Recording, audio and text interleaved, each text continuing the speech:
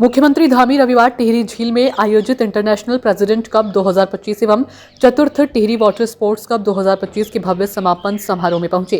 कार्यक्रम स्थल पर पहुंचकर उन्होंने भारत और विभिन्न देशों से आए खिलाड़ियों से संवाद किया तथा उनके उत्साह और उत्कृष्ट प्रदर्शन की सराहना की। मुख्यमंत्री ने कहा कि 22 देशों के 300 से अधिक खिलाड़ियों की भागीदारी इस आयोजन को अंतर्राष्ट्रीय स्तर पर और अधिक महत्वपूर्ण बनाती है तथा टिहरी झील को वैश्विक साहसिक खेल मानचित्र पर स्थापित करती है। उन्होंने कहा कि टिहरी झील अब केवल ऊर्जा उत्पादन या झील प्रबंधन का केंद्र नहीं रह गई है, बल्कि पर्यटन, साहसिक खेलों और स्थानीय लोगों की आजीविका के नए अवसरों का सबसे बड़ा आधार बन चुकी है। मुख्यमंत्री ने बताया कि इस वर्ष उत्तराखंड में आयोजित 38वें राष्ट्रीय खेलों की सफलता ने राज्य को देवभूमि के साथ साथ खेल भूमि के रूप में भी स्थापित किया है। उन्होंने गर्व व्यक्त किया कि राज्य के खिलाड़ियों ने पहली बार राष्ट्रीय खेलों में 103 पदक जीतकर 7वां स्थान प्राप्त किया। उन्होंने कहा कि राज्य सरकार ने विश्व स्तरीय खेल अवसंरचना तैयार करने की दिशा में लगातार कार्य किया है, जिसके परिणाम स्वरूप उत्तराखंड अब अंतर्राष्ट्रीय खेल प्रतियोगिताओं की मेजबानी करने में सक्षम हो चुका है।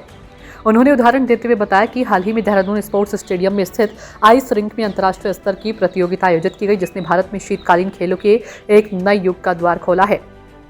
मुख्यमंत्री ने आगे कहा कि राज्य में शीघ्र ही स्पोर्ट्स लेगेसी प्लान लागू किया जाएगा, जिसके अंतर्गत 8 प्रमुख शहरों में 23 खेल अकेडमियां स्थापित की जाएंगी। इन अकेडमियों में प्रत्येक वर्ष 920 अंतर्राष्ट्रीय स्तर के एथलीट और 1000 अन्य खिलाड़ियों को उच्च स्तरीय प्रशिक्षण प्रदान किया जाएगा। उन्होंने बताया कि सरकार हल्द्वानी में राज्य का पहला खेल विश्वविद्यालय और लोहाघाट में महिला स्पोर्ट्स कॉलेज स्थापित करने के लिए भी तेजी से कार्य कर रही है। उन्होंने उल्लेख किया कि नई खेल नीति के अंतर्गत राष्ट्रीय और अंतर्राष्ट्रीय स्तर पर पदक जीतने वाले खिलाड़ियों को सरकारी नौकरी प्रदान की जा रही है। वहीं स्पोर्ट्स कॉलेजों में प्रशिक्षण और शिक्षा निःशुल्क उपलब्ध कराई जा रही है। इसके अतिरिक्त मुख्यमंत्री खिलाड़ी प्रोत्साहन योजना, उदीयमान खिलाड़ी योजना, खेल किट योजना, मुख्यमंत्री खेल विकास निधि, खेल छात्रवृत्ति, उत्तराखंड खेल रत्न पुरस्कार, हिमालय खेल रत्न पुरस्कार और प्रशिक्षकों के लिए देवभूमि उत्तराखंड द्रोणाचार्य अवार्ड जैसी व्यवस्थाएं राज्य में खेलों के व्यापक विकास के लिए प्रभावी रूप से लागू की जा रही है। इसके साथ ही राज्य की सेवाओं में खिलाड़ियों के लिए 4% खेल कोटा भी पुनः लागू किया गया है।